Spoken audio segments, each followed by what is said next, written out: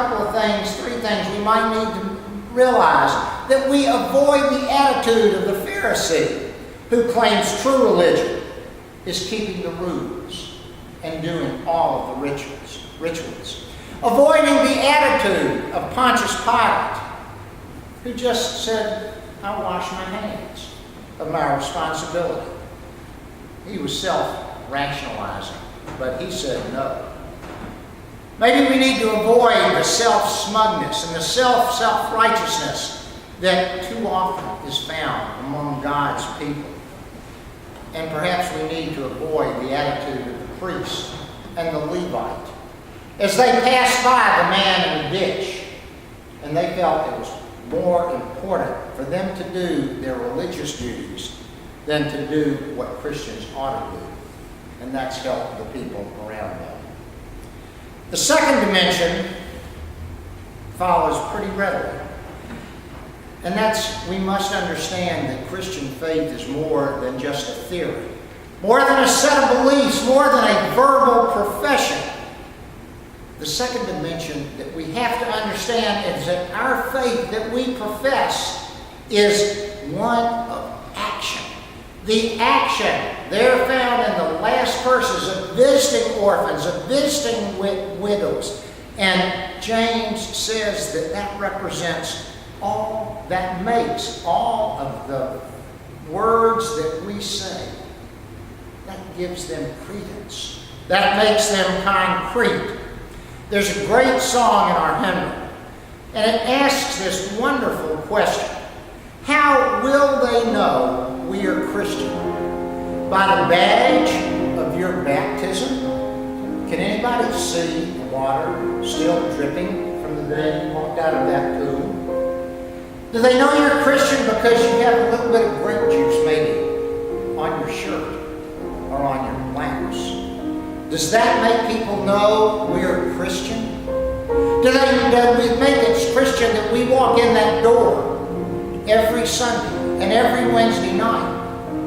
Well, George can go and sleep in his garage 3 nights in a row, and that's not going to make George a car.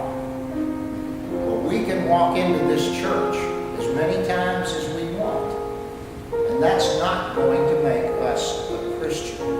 So what is the answer to that? There's a little book by John Robinson, and it's called Honest to God.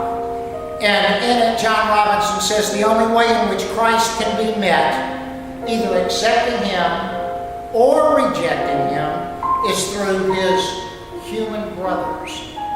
We are how we meet Jesus.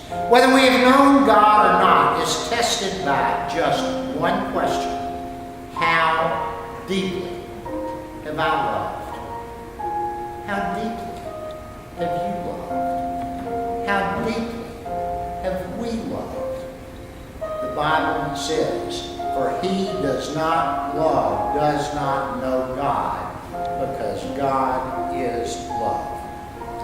One other dimension in James' words here, and that dimension is power, where we receive power that enables us to do those other two dimensions. The source of that power I tell you about very briefly, and I close with this story. And it's about a very ordinary man named Aeschines, who came to learn way back in history from the great Socrates.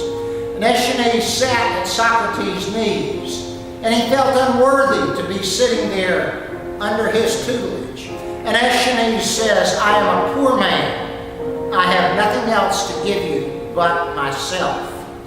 And Socrates, in his wisdom, says to him, Aeschines, do you not see that you are giving me the most precious thing of all? So when we can open that door to the power of the living Word and allow that power to transform us, to change us, then all of the Bible study, all of the coming in the front door for whatever reason there is, becomes truly credible. We're doing what God wants us to do. We are learning to walk and not just talk.